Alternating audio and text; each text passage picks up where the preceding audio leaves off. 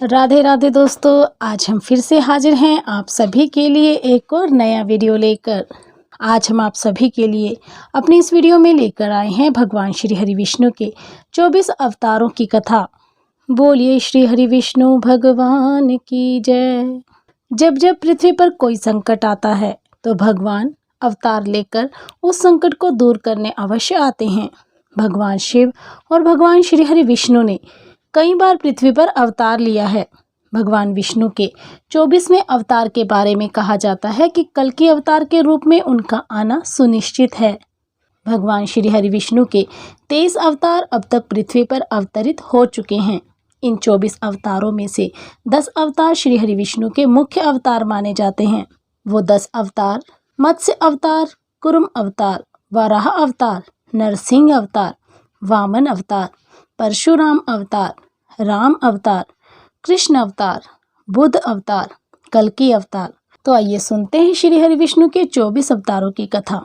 सबसे पहले श्री सनकादि मुनि। धर्म ग्रंथों के अनुसार सृष्टि के आरंभ में लोक पितामह ब्रह्मा ने अनेक लोकों की रचना करने की इच्छा से घोर तपस्या की। उनके तप से प्रसन्न होकर भगवान श्री हरि विष्णु ने तप अर्थ वाले सन नाम से युक्त होकर सनक, सनंदन, सनातन और सनत कुमार नाम के 4 मुनियों के रूप में अवतार लिया। ये चारों प्राकट्य काल से ही मोक्ष मार्ग पारायण, ध्यान में तल्लीन रहने वाले, नित्य सिद्ध एवं नित्य विरक्त थे। ये भगवान विष्णु के सर्वप्रथम अवतार माने जाते हैं। बोलिए श्री हरि विष्णु भगवान की जय। दूसरा, वराह अवतार। धर्म ग्रंथों के अनुसार भगवान विष्णु ने दूसरा अवतार वराह रूप में लिया था। वराह अवतार से जुड़ी कथा के अनुसार पुरातन समय में दैत्य हिरण्याक्ष ने जब पृथ्वी को ले जाकर समुद्र में छिपा दिया था, तब ब्रह्मा की नाक से भगवान विष्णु वराह रूप में प्रकट हुए। भगवान विष्णु के इस रूप को देखकर सभी देवताओं व ऋषि मुनियों ने उनकी स्तुति की। सबके आग्रह पर भगवान वराह ने पृथ्वी को ढूंढना आरंभ किया। अपनी थुथनी की सहायता से उन्होंने पृथ्वी का पता लगा लिया और समुद्र के अंदर जाकर अपने दांतों पर रखकर वे पृथ्वी को बाहर लाए। जब हिरण्याक्ष दैत्य ने यह देखा तो उसने भगवान विष्णु के वराह रूप को युद्ध के लिए ललकारा। दोनों में भीषण युद्ध हुआ। अंत में भगवान वराह ने हिरण्याक्ष का वध कर दिया। इसके बाद भगवान वराह ने अपने खुरों से जल को स्तंभित कर उस पर पृथ्वी को स्थापित कर दिया। बोलिए श्री हरि विष्णु भगवान की जय। तीसरा, नारद अवतार। धर्म ग्रंथों के अनुसार देवऋषि नारद भी भगवान विष्णु के ही अवतार हैं। शास्त्रों के अनुसार नारद मुनि ब्रह्मा के 7 मानस पुत्रों में से एक हैं। उन्होंने कठिन तपस्या से देवऋषि पद प्राप्त किया है। वे भगवान विष्णु के अनन्य भक्तों में से एक माने जाते हैं। देवऋषि नारद धर्म के प्रचार और लोक कल्याण के लिए हमेशा प्रयत्नशील रहते हैं। शास्त्रों में देवऋषि नारद को भगवान का मन भी कहा गया है। श्रीमद् भगवद गीता के 10वें अध्याय के 26वें श्लोक में स्वयं भगवान श्री कृष्ण ने इनकी महत्ता स्वीकार करते हुए कहा है, देव ऋषियों में मैं नारद हूँ। बोलिए श्री हरि विष्णु भगवान की जय।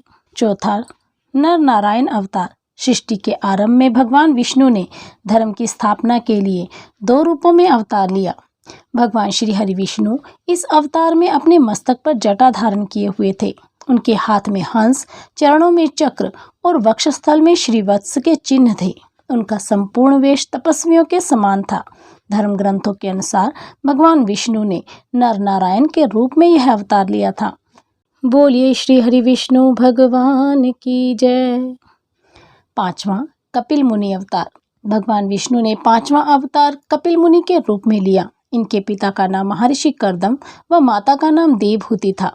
सरशैया पर पड़े हुए भीष्म पितामह के शरीर त्याग के समय वेदज्ञ व्यास आदि ऋषियों के साथ भगवा कपिल भी वहां उपस्थित थे। भगवान कपिल के क्रोध से ही राजा सगर के 60,000 पुत्र भस्म हो गए थे।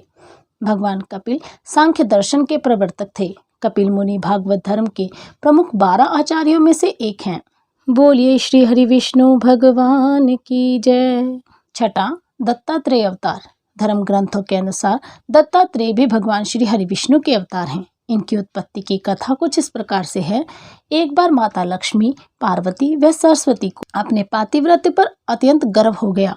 भगवान ने इनका अहंकार नष्ट करने के लिए यह लीला रची। इसके अनुसार एक दिन नारद जी घूमते घूमते देवलोक पहुंचे और तीनों देवियों को बारी बारी जाकर कहा कि ऋषि अत्रि की पत्नी अनुसुईया के सामने आपका अस्तित्व कुछ भी नहीं। तीनों देवियों ने यह बात अपने स्वामियों को बताई और उनसे कहा कि वे अनुसुईया के पातिव्रत्य की परीक्षा लें। तब भगवान शंकर, विष्णु और ब्रह्मा साधु वेश बनाकर अत्रि मुनि के आश्रम आए। महर्षि अत्रि उस समय आश्रम में नहीं थे। तीनों ने देवी अनुसुईया से भिक्षा मांगी, मगर यह भी कहा कि आपको निर्वस्त्र होकर हमें भिक्षा देनी होगी। अनुसुईया पहले तो यह सुनकर चौंक गई, लेकिन फिर साधुओं का अपमान न हो इस डर से उन्होंने अपने पति का स्मरण किया और बोला कि यदि मेरा पातिव्रत्य धर्म सत्य है तो ये तीनों साधु 6-6 मास के शिशु हो जाएं। ऐसा बोलते ही त्रिदेव शिशु होकर रोने लगे। तब अनुसुईया ने माता बनकर उन्हें गोद में लेकर स्तनपान कराया और पालने में झुलाने लगी। जब तीनों देव अपने स्थान पर नहीं लौटे तो देवियां व्याकुल हो गई। तब नारद जी ने वहां आकर सारी बात बताई। तीनों देवियां अनुसुईया के पास आई और क्षमा मांगी। तब देवी अनुसुईया ने त्रिदेव को अपने पूर्व रूप में कर दिया। प्रसन्न होकर त्रिदेव ने उन्हें वरदान दिया कि हम तीनों अपने अंश से तुम्हारे गर्भ में पुत्र रूप में जन्म लेंगे। तब ब्रह्मा के अंश से चंद्रमा, शंकर के अंश से दुर्वासा और विष्णु के अंश से दत्तात्रेय का जन्म हुआ। बोलिए श्री हरि विष्णु भगवान की जय। भगवान श्री हरि विष्णु का 7वां अवतार यज्ञ अवतार। धर्म ग्रंथों के अनुसार भगवान यज्ञ का जन्म स्वयंभू मनवंतर में हुआ था।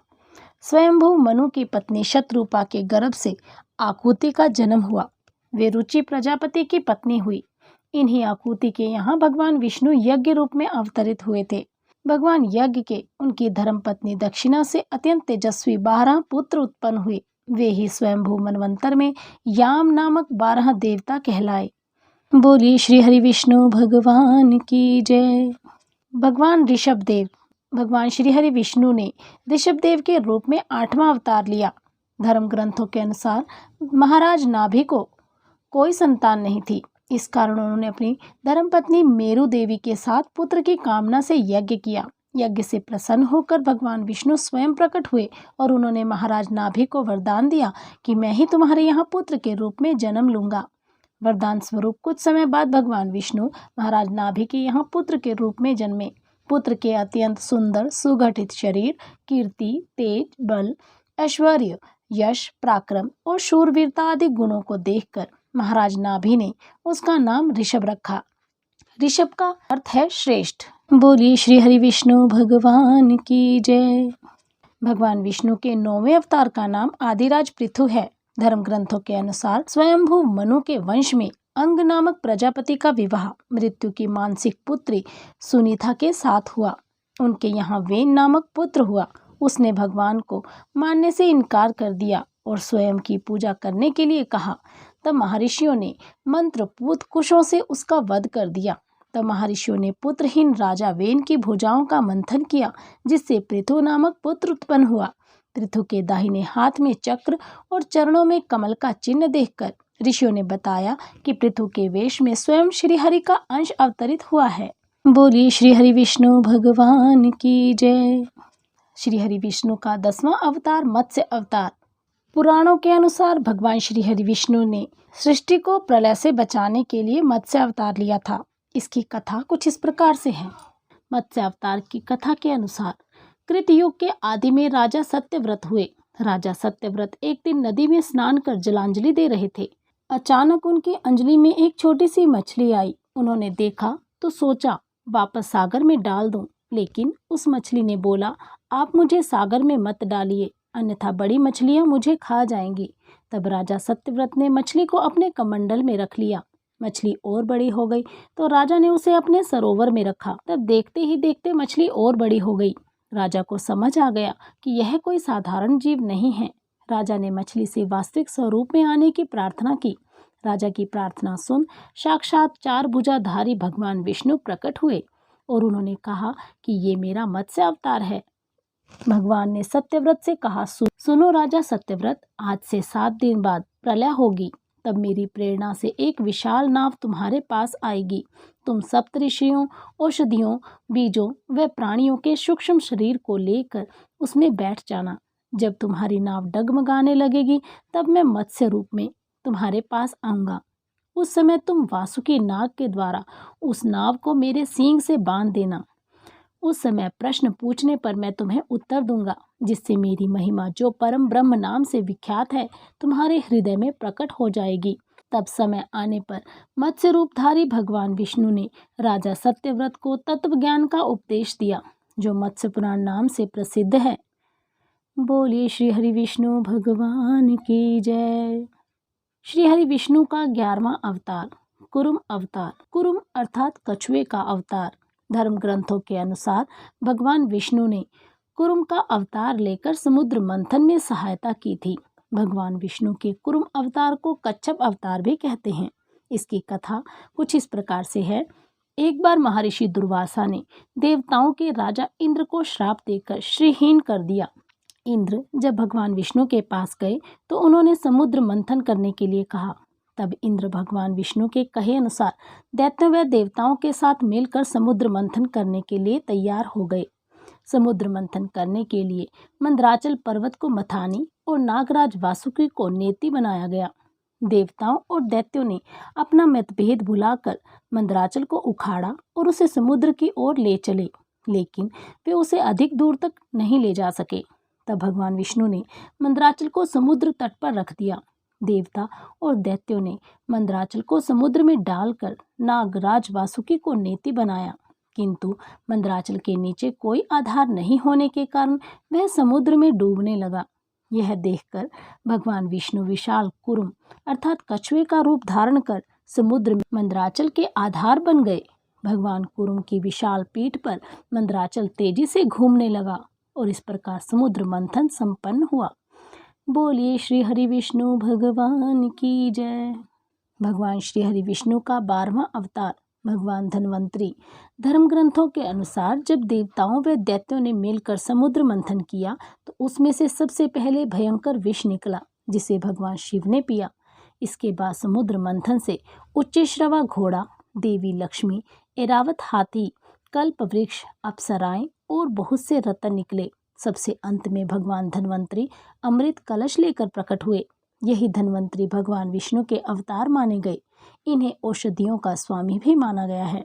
बोलिए श्री हरि विष्णु भगवान की जय। भगवान श्री हरि विष्णु का 13वां अवतार मोहिनी अवतार। धर्म ग्रंथों के अनुसार समुद्र मंथन के दौरान सबसे अंत में धन्वंतरी अमृत कलश लेकर निकले। जैसे ही अमृत मिला, अनुशासन भंग हुआ। देवताओं ने कहा हम ले लें, दैत्यों ने कहा हम ले लें। इसी खींचातानी में इंद्र का पुत्र जयंत अमृत कुंभ लेकर भाग गया। सारे दैत्य व देवता भी उसके पीछे भागे। असुरों व देवताओं में भयंकर मारकाट मच गई। देवता परेशान होकर भगवान विष्णु के पास गए। तब भगवान विष्णु ने मोहिनी अवतार लिया। भगवान ने मोहिनी रूप में सबको मोहित कर दिया। मोहिनी ने देवता व असुरों की बात सुनी और कहा कि यह अमृत कलश मुझे दे दीजिए, तो मैं बारी बारी से देवता व असुरों को अमृत का पान करा दूंगी। दोनों मान गए। देवता एक तरफ और असुर दूसरी तरफ बैठ गए। फिर मोहिनी रूप धरे भगवान विष्णु ने मधुर गान करते हुए, नृत्य करते हुए देवता व असुरों को अमृत पान कराना प्रारंभ किया। वास्तविकता में मोहिनी अमृत पान तो सिर्फ देवताओं को ही करा रही थी, जबकि असुर समझ रहे थे कि वे भी अमृत पी रहे हैं। इस प्रकार भगवान विष्णु ने मोहिनी अवतार लेकर देवताओं का भला किया। बोलिए श्री हरि विष्णु भगवान की जय। भगवान श्री हरि विष्णु का 14वां अवतार नरसिंह अवतार। भगवान श्री हरि विष्णु ने नरसिंह अवतार लेकर दैत्यों के राजा हिरण्यकशिपु का वध किया था। इस अवतार की कथा कुछ इस प्रकार से है। राजा हिरण्यकश्यप स्वयं को भगवान से भी अधिक बलवान मानता था। उसे मनुष्य, देवता, पक्षी, पशु न दिन में न रात में, न धरती में न आकाश में, न अस्त्र से न शस्त्र से मरने का वरदान प्राप्त था। उसके राज में जो भी भगवान विष्णु की पूजा करता था उसको दंड दिया जाता था। उसके पुत्र का नाम प्रहलाद था। प्रहलाद बचपन से ही भगवान विष्णु का परम भक्त था। यह बात जब हिरण्यकशिपु को पता चली तो वह बहुत ही क्रोधित हुआ और प्रहलाद को समझाने का प्रयास किया, लेकिन फिर भी जब प्रहलाद नहीं माना तो हिरण्यकशिपु ने उसे मृत्यु दंड दे दिया। एक बार भगवान विष्णु के चमत्कार से वह बच गया। हिरण्यकशिपु की बहन होलिका, जिसे अग्नि से न जलने का वरदान प्राप्त था, वह प्रहलाद को लेकर धधकती हुई ज्वाला में बैठ गई। तब भी भगवान विष्णु की कृपा से प्रहलाद बच गया और होलिका जल गई। जब हिरण्यकशिपु स्वयं प्रहलाद को मारने ही वाला था, तब भगवान विष्णु नरसिंह का अवतार लेकर खंबे से प्रकट हुए और उन्होंने अपने नाखूनों से हिरण्यकशिपु का वध कर दिया। बोलिए श्री हरि विष्णु भगवान की जय। श्री हरि विष्णु का 15वां अवतार वामन अवतार। सतयुग में प्रहलाद के पुत्र दैत्यराज बलि ने स्वर्गलोक पर अपना अधिकार कर लिया। सभी देवता इस विपत्ति से बचने के लिए भगवान विष्णु के पास गए। तब भगवान विष्णु ने कहा कि मैं स्वयं देव माता अदिति के गर्भ से उत्पन्न होकर तुम्हें स्वर्ग का राज्य दिलाऊंगा। कुछ समय पश्चात भगवान विष्णु ने वामन अवतार लिया। एक बार जब बलि महान यज्ञ कर रहा था तब भगवान वामन बलि की यज्ञशाला में गए और राजा बलि से 3 पग धरती दान में मांगी। राजा बलि के गुरु शुक्राचार्य भगवान की लीला समझ गए और उन्होंने बलि को दान देने से मना कर दिया। लेकिन बलि ने फिर भी भगवान वामन को 3 पग धरती दान देने का संकल्प ले लिया। भगवान वामन ने विशाल रूप धारण कर एक पग में धरती और दूसरे पग में स्वर्गलोक नाप लिया। तीसरा पग रखने के लिए कोई स्थान नहीं बचा, तो बलि ने भगवान वामन को अपने सिर पर पग रखने को कहा। बलि के सिर पर पग रखने से वह सुतल लोक पहुंच गया। बलि की दानवीरता देखकर भगवान ने उसे सुतल लोक का स्वामी भी बना दिया। इस तरह भगवान वामन ने देवताओं की सहायता कर उन्हें स्वर्ग पुनः लौटाया। बोलिए श्री हरि विष्णु भगवान की जय। श्री हरि विष्णु का 16वां अवतार हयग्रीव अवतार। धर्म ग्रंथों के अनुसार एक बार मधु और कैटभ नाम के 2 शक्तिशाली राक्षस ब्रह्म जी से वेदों का हरण कर रसातल में पहुंच गए। वेदों का हरण हो जाने से ब्रह्मा जी बहुत दुखी हुए और भगवान विष्णु के पास पहुंचे। तब भगवान ने हयग्रीव अवतार लिया। इस अवतार में भगवान विष्णु की गर्दन और मुख घोड़े के समान थी। तब भगवान हयग्रीव रसातल में पहुंचे और मधु कैटभ का वध कर वेद पुनः भगवान ब्रह्म को दे दिए। बोलिए श्री हरि विष्णु भगवान की जय। भगवान श्री हरि विष्णु का 17वां अवतार श्री हरि अवतार। धर्म ग्रंथों के अनुसार प्राचीन समय में त्रिकूट नामक पर्वत की तराई में एक शक्तिशाली गजेंद्र अपनी हथनियों के साथ रहता था। एक बार वह अपनी हथनियों के साथ तालाब में स्नान करने लगा। वहां एक मगरमच्छ ने उसका पैर पकड़ लिया और पानी के अंदर खींचने लगा। गजेंद्र और मगरमच्छ का संघर्ष 1000 साल तक चलता रहा। अंत में गजेंद्र शिथिल पड़ गया और उसने भगवान श्री हरि विष्णु का ध्यान किया। गजेंद्र की स्तुति सुनकर भगवान श्री हरि प्रकट हुए और उन्होंने अपने चक्र से मगरमच्छ का वध कर दिया। भगवान श्री हरि ने गजेंद्र का उद्धार कर उसे अपना पार्षद बना लिया। बोलिए श्री हरि विष्णु भगवान की जय। परशुराम अवतार। भगवान श्री हरि विष्णु के प्रमुख अवतारों में से एक थे परशुराम अवतार। यह भगवान श्री हरि विष्णु का 18वां अवतार है। भगवान परशुराम के जन्म के संबंध में 2 कथाएं प्रचलित हैं। हरिवंश पुराण के अनुसार उन्हीं में से एक कथा कुछ इस प्रकार से है। प्राचीन समय में महिष्मती नगरी पर शक्तिशाली है ही वंशी क्षत्रिय कार्तवीर्य अर्जुन सहस्त्रबाहु का शासन था। वह बहुत अभिमानी था और अत्याचारी भी था। एक बार अग्निदेव ने उससे भोजन कराने का आग्रह किया। तब सहस्त्रबाहु ने घमंड में आकर कहा कि आप जहाँ से चाहें भोजन प्राप्त कर सकते हैं, सभी और मेरा ही राज है। तब अग्निदेव ने वनों को जलाना शुरू कर दिया। एक वन में ऋषि आपव तपस्या कर रहे थे। अग्नि ने उनके आश्रम को भी जला डाला। इससे क्रोधित होकर ऋषि ने सहस्त्रबाहु को श्राप दिया कि भगवान विष्णु परशुराम के रूप में जन्म लेंगे, न सिर्फ सहस्त्रबाहु का बल्कि समस्त क्षत्रियों का सर्वनाश करेंगे। इस प्रकार भगवान विष्णु ने भार्गव कुल में महर्षि जमदाग्नि के 5वें पुत्र के रूप में जन्म लिया।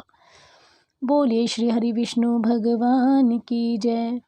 श्री हरि विष्णु का 19वां अवतार महर्षि वेदव्यास अवतार। पुराणों में महर्षि वेदव्यास को भी भगवान श्री हरि विष्णु का अंश माना गया है। भगवान व्यास नारायण के कलावतार थे। वे महाज्ञानी महर्षि पराशर के पुत्र रूप में प्रकट हुए थे। उनका जन्म कैवर्त राज की पोष्यपुत्री सत्यवती के गर्भ से यमुना के द्वीप पर हुआ था। उनके शरीर का रंग काला था, इसीलिए उनका एक नाम कृष्ण द्वैपायन भी था। इन्होंने ही मनुष्यों की आयु और शक्ति को देखते हुए वेदों के विभाग किए, इसीलिए इन्हें वेद व्यास भी कहा जाता है। इन्होंने ही महाभारत ग्रंथ की रचना की थी।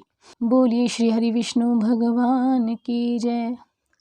भगवान श्री हरि विष्णु का 20वां अवतार हंस अवतार। एक बार भगवान ब्रह्मा अपनी सभा में बैठे थे।